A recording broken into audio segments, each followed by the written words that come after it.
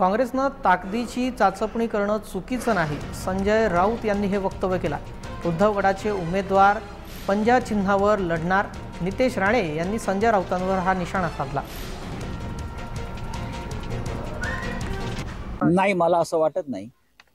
जर आपला एखादा पक्ष आपल्या महाराष्ट्रातल्या राजकीय ताकदीची चाचपणी करत असेल की ते नक्की कोणत्या जागा लढू इच्छितात, कोणत्या जागांवर त्यांचे कार्यकर्ते अधिक चांगल्या प्रकारे लढू शकतात, मला असं वाटतं चुकीचं काही नाही।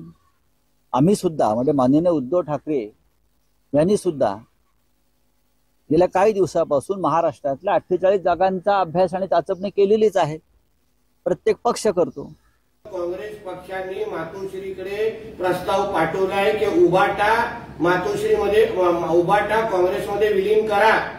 हा त्याचाच एक भाग आहे, ज्या अर्थी ते 48 मतदारसंघाची चाचणी करतायत, तयारी करतायत। याचा अर्थ एवढा आहे, उद्धव ठाकरेचे उमेदवार हे हात पंजा या चिन्हावर लढवणार आहेत।